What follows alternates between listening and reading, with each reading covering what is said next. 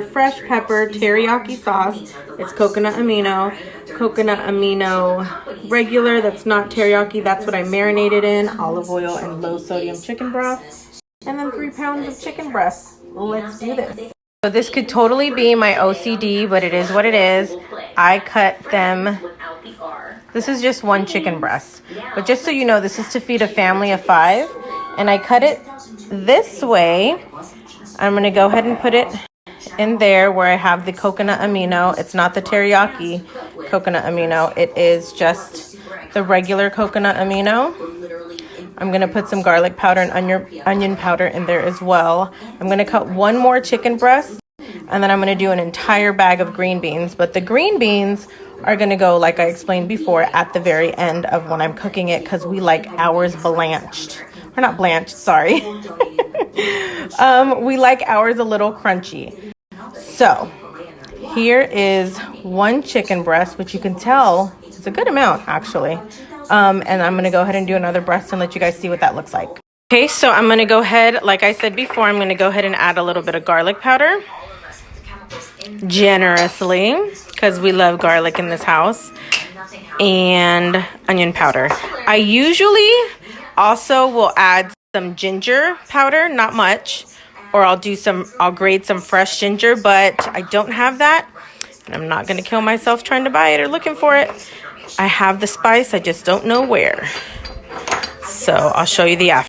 Okay, and here is what I'm going to let sit at room temperature, like I said, for a good 30 to 45 minutes. And my little sous chef is helping me with the green beans.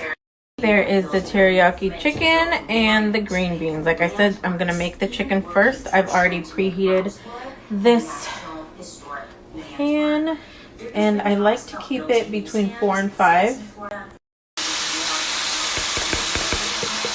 Okay, I'm using a spatula because I could not find my wooden spoons, so this is going to have to work for now because I'm not sitting here trying to wait forever to cook dinner. I start at like 5:30, that's what time Kevin gets out of work, and I like to make sure that the food is hot and ready right when he walks into the door. This is after about 7 to 10 minutes. She did a great job.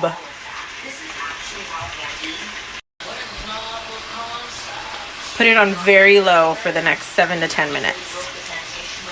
That look good. Okay, so this is what it should look like before you add a few more things. The consistency or texture that you want on your green beans. Can you hear it? So good. So this is when you would add the coconut amino teriyaki sauce. I'm gonna say about 2 to 3 tablespoons. We'll be adding a little bit of low sodium chicken broth. That's just because my family likes it saucy. And to make the sauce a little thicker, I will normally add arrowroot, but I can't find it, so it's just gonna have to be kind of watery today. Okay, so probably about a teaspoon. I put a little bit of the sauce in something small. I found my arrowroot. This is just to thicken up the sauce. You're gonna see the consistency right there versus what it's gonna be. Look.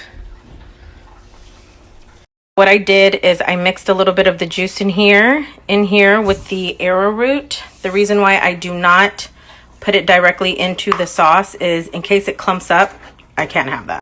Okay, so here's the finished product.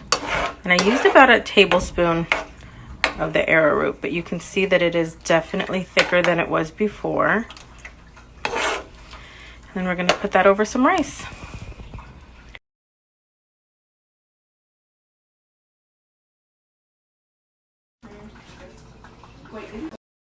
You guys, this turned out yummy.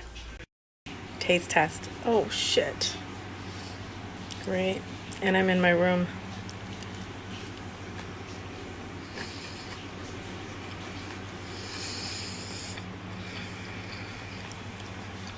So good. So good.